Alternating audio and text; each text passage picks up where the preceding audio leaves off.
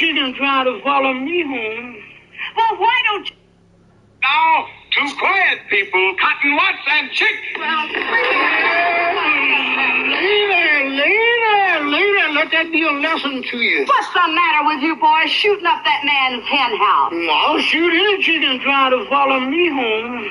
Well, why don't you get a job and go to work? You almost had me a job this morning. Where? I went down to the post office at that man. Could he let me have one of them jobs as a letter told him? No, Cotton, you mean a mail carrier. And the man said, boy, you give me a situation, he'd have to put me through a simple self-examination. No, stupid. You mean a civil service examination. Well, the man carried me in a little room and set me down and started asking me a gang of questions. Well, what'd he ask you? First thing the man asked me, said, how far is it from the sun to the moon? He asked you how far it was from the sun to the moon? Yeah, that's what the man asked me. Well, what'd you tell him? I told him he was going to give me that route. I didn't want to do. Well, tell me, how would you like to go to work for me? Yes, ma'am. How much you going to pay me, I hope? Well, let's see now. I'll pay you all your work. No, ma'am. I got to have some money. You know, Cotton, I'm making a picture called The Lion Tamer. The lion tamer? Uh-huh. There ain't but one kind of lion I'll mess with. What kind's that? Ooh, that's a dandelion. Now, all I want you to do is meet me at the zoo in the morning at 9 o'clock. Yeah, with the rest of the monkeys. With the rest of the monkeys. Yeah, I'll bring my grandpa with me. I want to get a moving picture of you in the lion's cage. Well, if you ever do get a picture of me in a lion's cage, all right. Oh, Cotton, the lion can't hurt you. Can't hurt me. I know, but he make me hurt myself. Why, the lion's tame. He'll eat right off your hand. Eat over your hand and over your leg, too. I know them cats. Oh, but you don't understand, Cotton. The lion was raised on milk. Raised on milk. I was, too, but I eat pork chops now. Why, he can't bite you. Now, how come he can't bite me? He hasn't got a tooth in his head. I know, but he can gum me to death. I don't want him gnawing on me. Now, all I want to do is snap you as you enter the lion's cage. You just want to snap me as I enter? Yes. Well, you better snap me as I enter, because you will never be able to focus me when I start out, because I'm Alabama bound.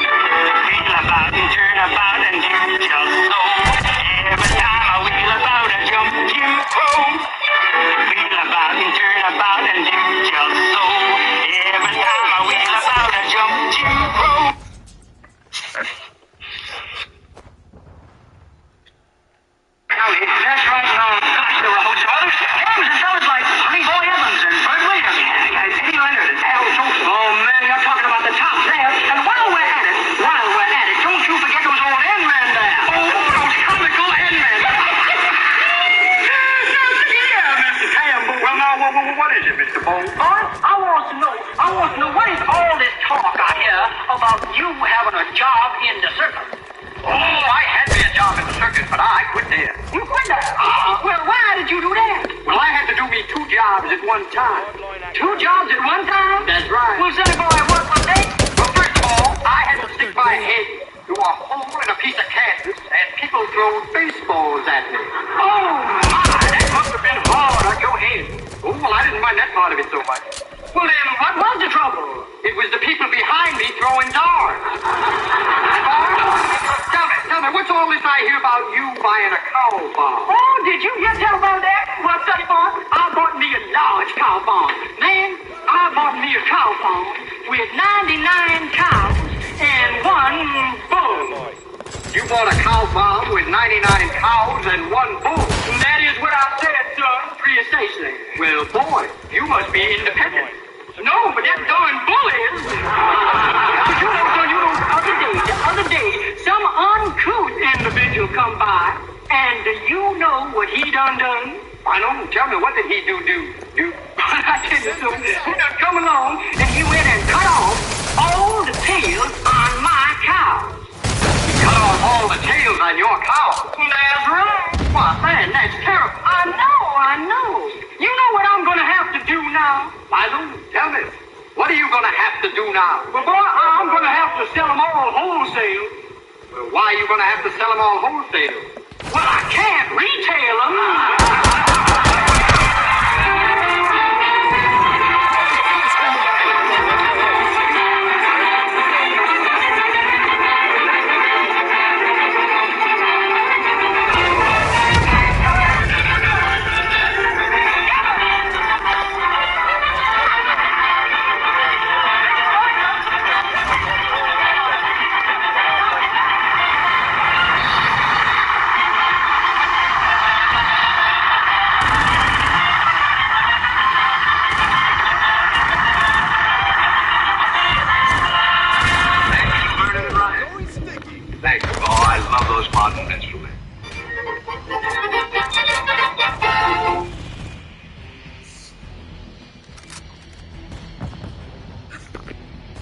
Enemy personnel at the hard point.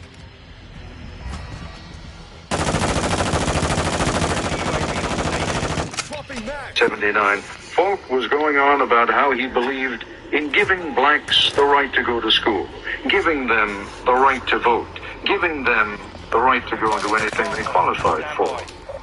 And then he said he experienced an epiphany. I was sitting down on a wagon tongue with this old black man. And I was telling him what a different kind of white man I was. I remember him looking at me very sadly and kind of sweetly and condescending and said, you know, you still got the disease, honey. I know you think you're cured, but you're not cured. You can't give me the right to be a human being. I'm born with that right. Now, you can keep me from having that. If you've got all the policemen and all the jobs on your side, you can deprive me of it. But you can't give it to me. Because I'm born with it just like you was. My God, it had a profound effect on me. I was furious with it. But the more I reflect on it, the more profoundly it affected me. I realized that this was where it really was. When I think of it today, I don't know how long I'm living. I remember that this was well, look like to me, I think. Been slaves all our lives. Mother was a slave, sister was a slave, father was a slave. They know enough about reading like that.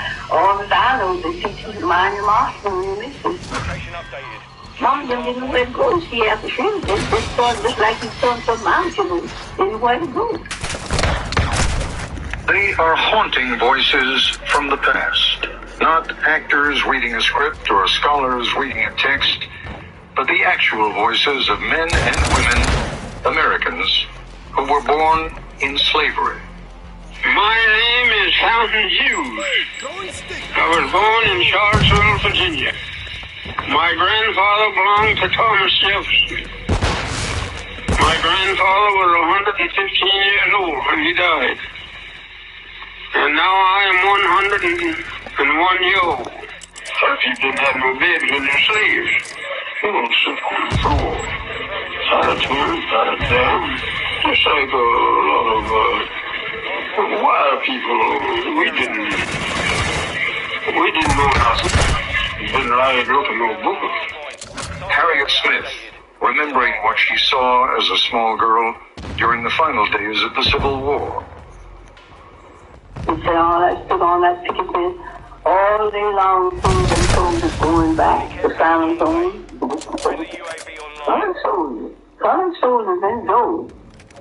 That's right along by our home. A two-story house.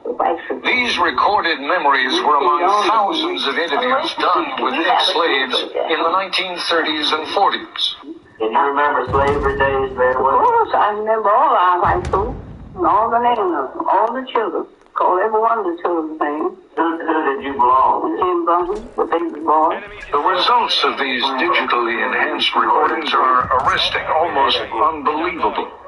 The idea of hearing the voices of actual slaves from the plantations of the Old South is as powerful, as startling really, as if you could hear Abraham Lincoln or Robert E. Lee speak. Listen again to Fountain Hughes, who was born in 1848. We were slaves. We belonged to people. They sell us like they sell horses and cows and hogs and all like that. Have them auction bitch and put you up on the bitch and beat on you the same as bidding on cattle, you know. Much of what these three former slaves say may at first seem unremarkable. Much of what they say may surprise and upset. And their calm demeanor is at odds with the evil and violence we associate with slavery. Here is 91-year-old Texan Laura Smalley talking in the 1940s about the outcome of a tussle between two women, one black, one white, one slave, one mistress. The mistress tried to slap the slave, but the black woman pushed her into a chair. Laura Smalley was a girl at the time, but she remembers vividly what happened to the black woman when the master came home. But I think that old woman carried the picture with her and whipped her. And, just tied her hand this way, around the picture with a tree. I remember that just as well, looked like to me, I can't. And round the tree, and whipped her. Well, she couldn't do nothing but just kick her feet, just kick her feet. But it just had a clothes all down to her waist, They have a tongue naked, but they had a clothes down to her waist. And every now and then they football, and snuff the pipe out on her, snuff the pipe out on her. Them was in the pipe. I don't know where you see the pipe smoking. Going out on it. The plantation on which Smalley was a slave sounds brutal. She recalls scrambling with other children for food from a huge wooden tray, like a hog trough. All of them, would get around that tray with spoons and eat. Such like mush or soup or something like that. And all of them children get around there and just eat. Fountain Hughes tells his interviewer about the relentless round of work for him on a Virginia plantation. The night never comes out. You had nothing to do. Time to cut tobacco. But they want you to cut all night long every time. You cut. But if they want you to hang all night long, you hang tobacco. It didn't matter about you're tired. When you're tired, you're afraid to say you're tired. It was cotton, not tobacco, that solidified slavery, though. The invention of the cotton gin at the end of the 18th century made its processing easy, but the crop still needed enormous amounts of unskilled labor. Control of the slave and his labor through laws and regulations became paramount.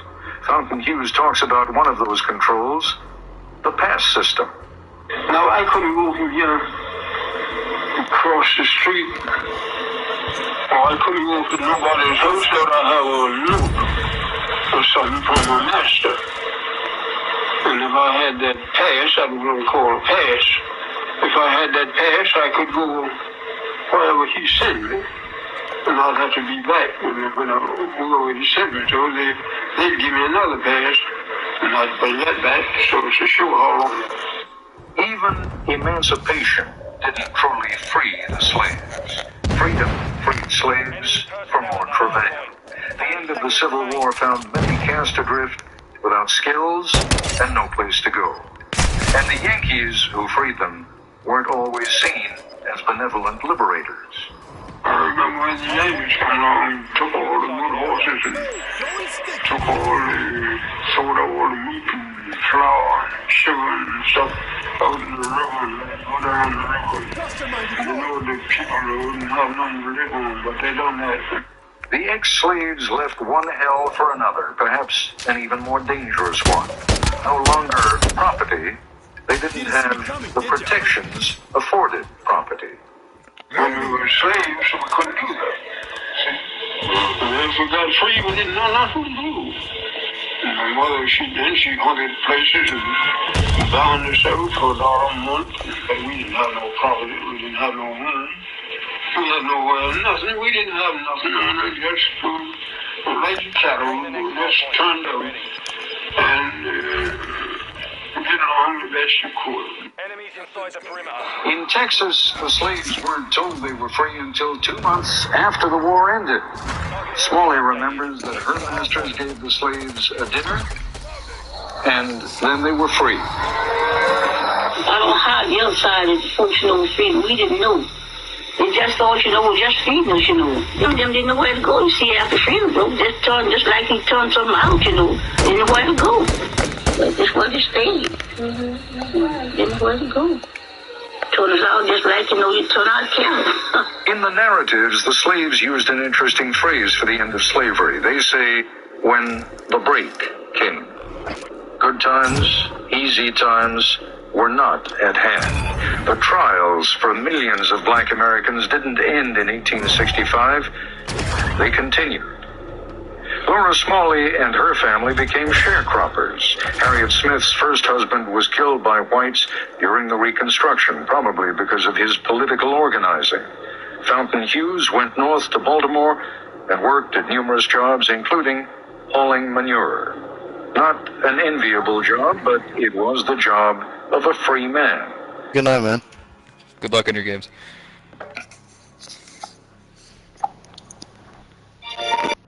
I'm your master, we miss you. Been slaves all our lives, and mother was a slave, sister was a slave, father was a slave.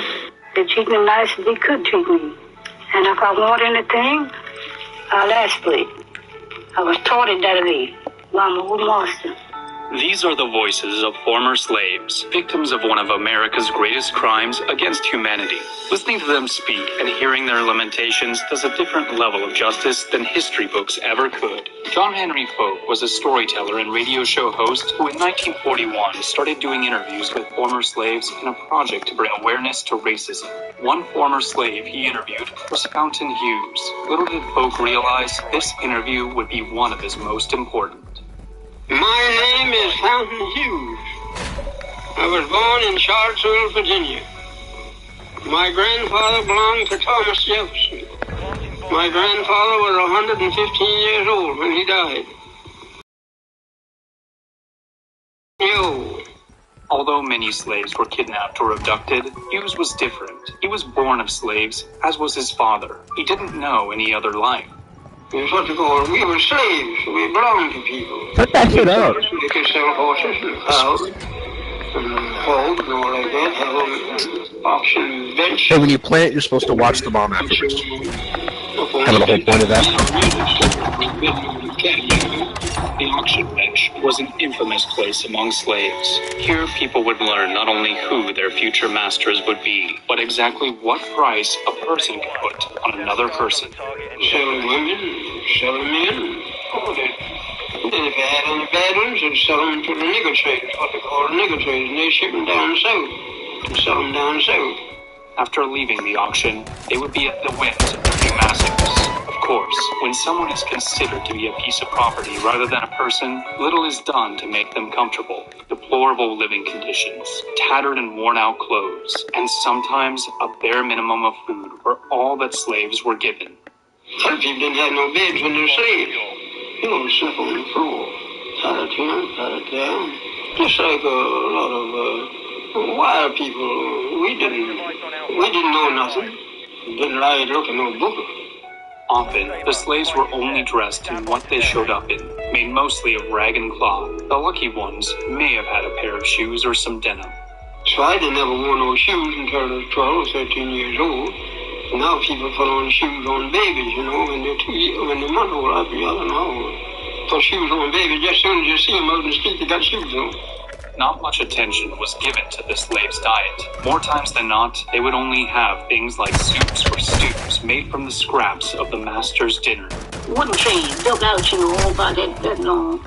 And all of them, would get around that tray with spoons and just eat. You could sit you like mush or soup or something like that. And all of them children get around there and just eat. Slaves had no weekends, no holidays, no days off. Each day was filled with nothing but work and meeting the needs of the masters. The night never comes out. You have nothing to do. Time to cut tobacco.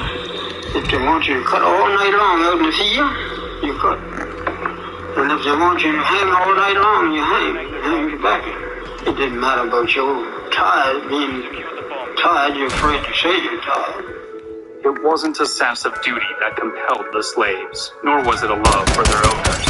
A cloud of dread hovered over them, as the smallest infraction could mean a painful punishment, usually in the form of beatings. Former slave Laura Smalley described what she saw one day when another slave woman earned a whipping after her master's mistress tried to slap her and she fought back, pushing her into a chair. But I think that poor old woman carried the peach orchard and whipped her.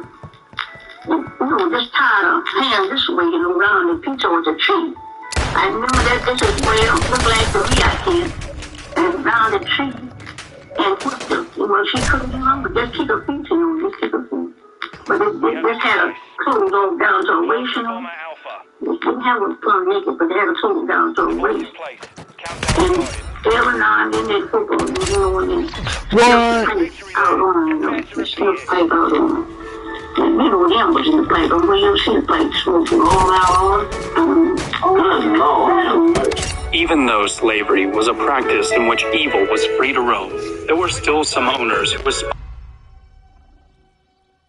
search and destroy.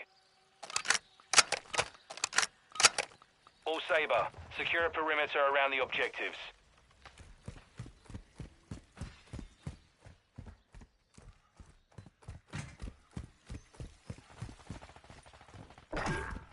Friendly UAV on station.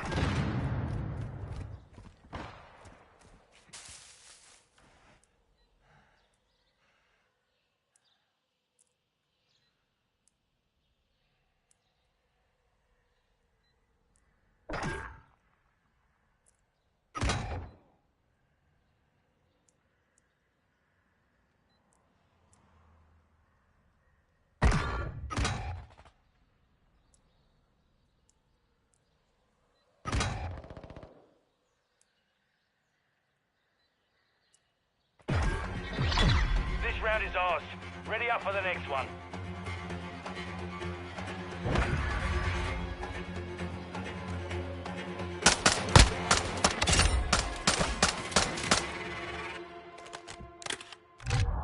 Search and destroy. Saber 1, set security on the objectives.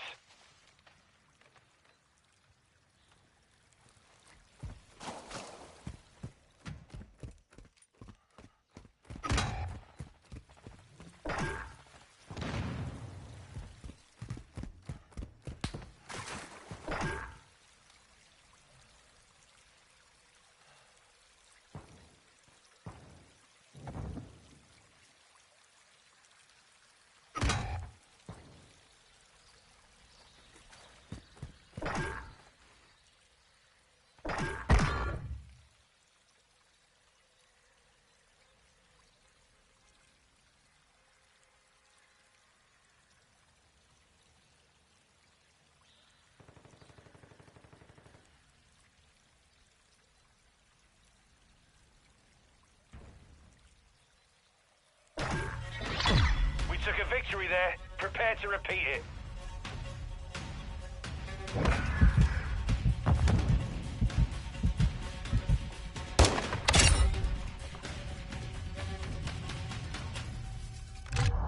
Search and destroy. All Saber, secure a perimeter around the objectives. Ghost